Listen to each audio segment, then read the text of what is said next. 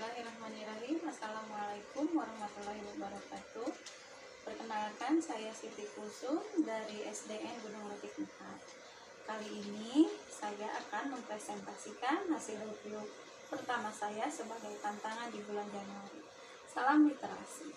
Nah, adapun review kali ini saya akan menggunakan diagram fishbone. Adapun sumbernya adalah buku ini. Nah, saya akan membuatnya dengan metode diagram fishbone, yaitu yang pertama ada 3 bagian. Yang pertama adalah tulang ekor, ada tulang badan dan tulang kepala. Tulang ekor di sini berisikan tentang judul, penerbit, penulis, dan jumlah halamannya. Adapun judul dari buku ini adalah Kisah-kisah dari Negeri Sana, yang ditulis atau dikarang oleh Trisdiani dan Dita Mahayani, yang diterbitkan oleh alumni PT Alumni Bandung tahun 96. Nah, adapun jumlah halamannya adalah 114 halaman. Selanjutnya saya akan memulai dari bagaimana isi dari diagram fishbone ini. Yang pertama adalah ada bagian when, juga yang kedua ada where, ada who, ada what, ada why, dan ada how. Nah, ini akan menceritakan isi buku yang sudah saya baca. Nah, adapun when di sini adalah di buku tersebut menceritakan pada zaman dahulu, yaitu kapan terjadinya cerita ini adalah pada zaman dahulu. Yang kedua adalah where di mana tempat kejadian cerita ini adalah di salah satu negeri yang disebut negeri Yunani. Yang selanjutnya adalah who, siapa saja tokoh yang terlibat dalam cerita tersebut. Nah, yang pertama ada Putri Diani. Siapakah itu Putri Diani? Putri Diani ini adalah seorang putri yang sangat cantik yang tinggal di hutan, yang merupakan anak dari Dewa Sungai. Dia itu sangat menyenangi dan menyukai tinggal di hutan dan memiliki teman-teman yang ada di hutan itu, hewan-hewan dan tumbuhan yang ada di hutan.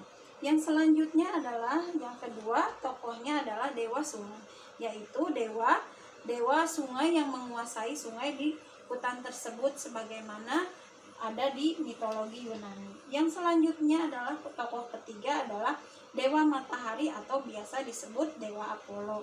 Nah, selanjutnya what di sini. Nah, what di sini apa yang sebenarnya terjadi dalam kisah tersebut? Nah, kisah tersebut adalah kisah terjadinya pohon salam. Nah, berdasarkan mitologi Yunani, cerita di negeri Yunani ini bagaimana awal mula terjadinya pohon salam, yaitu diceritakan dalam why. Kenapa menjadi pohon salam?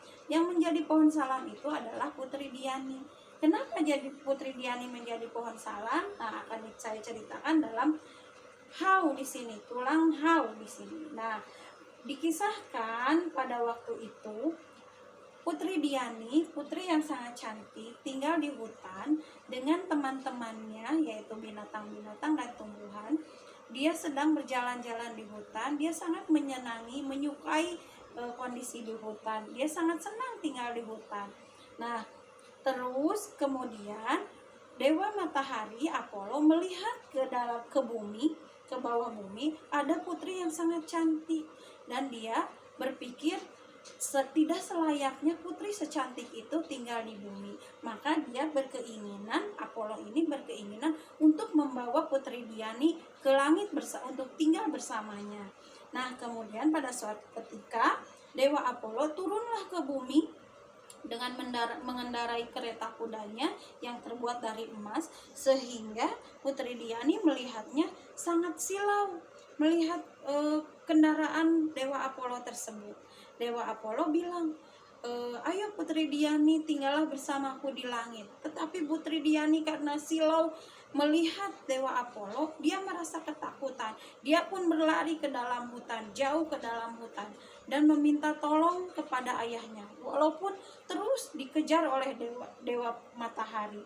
Nah, terdengar oleh ayahnya, yaitu Dewa Sungai, Putri Diani minta tolong. Akhirnya Dewa Sungai membuat kabut, tetapi Dewa Apollo tidak berhenti sampai situ. Dia terus mengejar Putri Diani sampai terlihat kembali Putri Diani dan terus mengejar.